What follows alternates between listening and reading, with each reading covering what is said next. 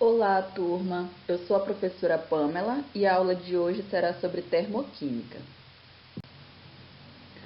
Turma, a termoquímica ela vai estudar a questão do calor envolvido nas reações químicas. Então, existem reações químicas que precisam de calor para acontecer e existem reações químicas que liberam calor ao acontecer.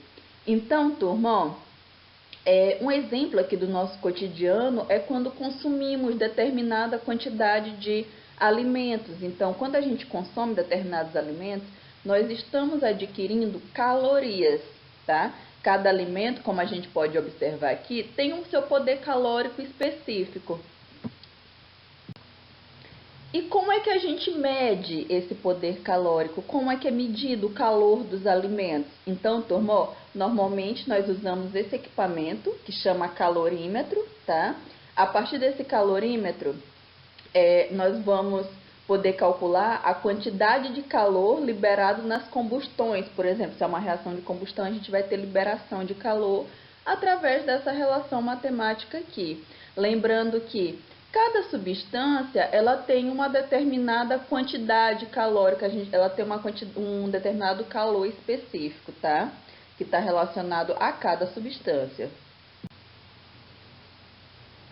E aí, turma, nós podemos fazer a relação entre caloria e joule, tá? Porque quando a gente trabalha com termoquímica, essa unidade joule, ela é muito importante. Nós vamos usar ela em todos os cálculos que envolvem termoquímica. Então, vamos lá, ó. Por definição, a caloria é a quantidade de calor necessária para levar 1 grau Celsius à temperatura de 1 grama de água, tá? Então, por isso que determinada substância tem a sua quantidade calórica que é específica. No Sistema Internacional de Unidades, recomenda-se usar o joule. Então, toda vez que a gente tiver uma questão de termoquímica que tiver em calorias, é interessante para ficar dentro do sistema internacional nós fazermos essa modificação de caloria para joule. Lembrando que equivalência é uma caloria está para 4,18 joules, ou você pode extrapolar essa relação para quilocalorias também. E aí, turma, nas reações químicas que envolvem calor, nós podemos ter duas possibilidades, tá? Dois tipos de processo. Nós podemos ter os processos que são denominados exotérmicos e os processos que são denominados endotérmicos, tá? Então, o que são esses processos endotérmicos e exotérmicos? São processos onde há troca de energia em forma de calor. Cada um tem a sua forma de troca de energia específica. Então, vamos lá. Ó. No processo exotérmico, como o próprio nome já diz, exo, externo, liberação, tá? No processo exotérmico, nós temos a liberação de calor. Então, toda vez, por exemplo, que a gente fala de uma reação de combustão, a gente vai estar falando de um processo exotérmico. Como é que esse processo exotérmico ele pode ser visualizado? Então, a gente tem aqui ó, uma equação química em que nós temos um reagente A dando um produto B mais calor. Então, observa que esse calor ele é liberado aqui na formação desses produtos, tá? No processo endotérmico, turma, no processo endotérmico é aquele em que ocorre a absorção de calor.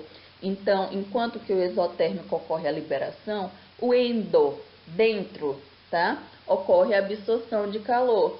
Então, para que um reagente A possa formar um produto B, o que é necessário dar ao sistema? Calor, tá? Isso daqui é muito...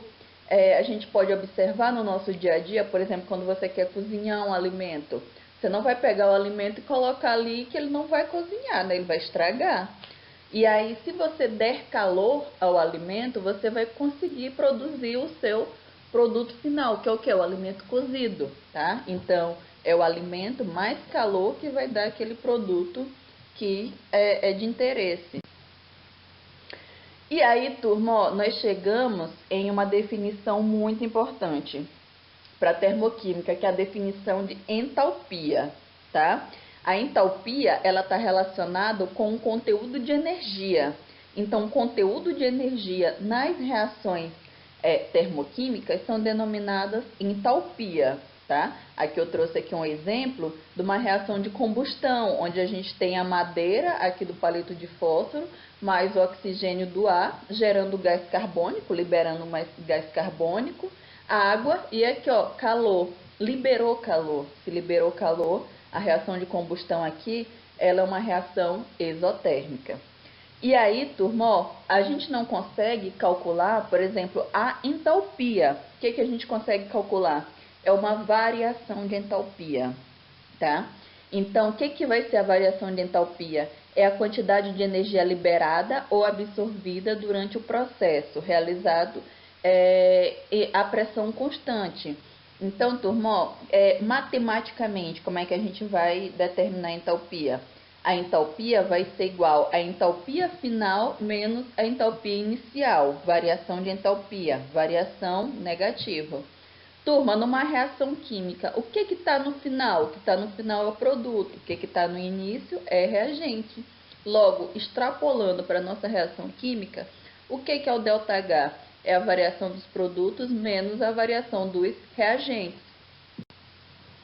E aí, turma, ó, esse daqui é um comportamento característico para reações do tipo exotérmica. Nós já sabemos que nas reações exotérmicas há liberação de calor, tá?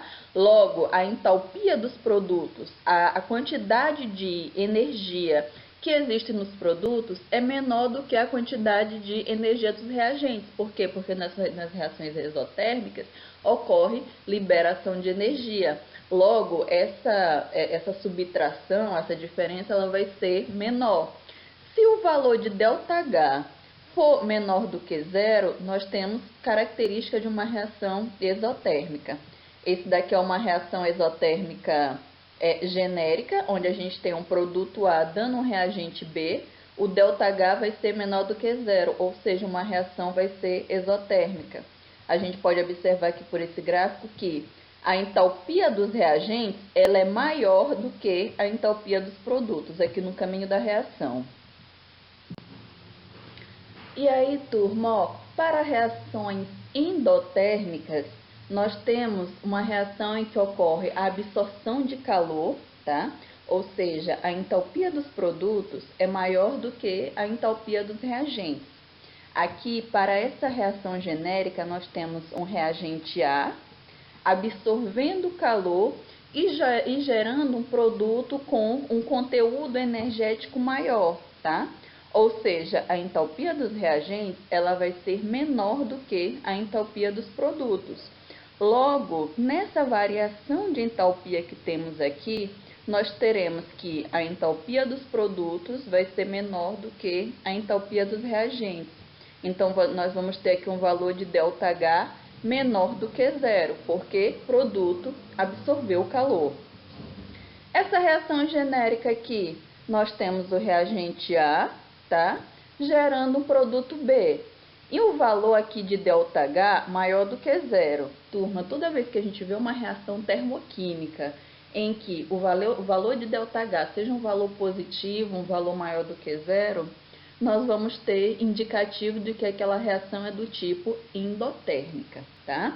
Aqui no gráfico representativo, para reações endotérmicas, nós temos aqui o valor da entalpia e o caminho da reação, o progresso da reação. No início, nós temos a entalpia do reagente A sendo menor do que a entalpia do produto B, tá? Aqui a gente pode observar que existiu um momento em que foi cedido calor ao sistema. Logo, nós vamos ter um valor de ΔH maior do que zero, que é indicativo de reações do tipo exotérmico.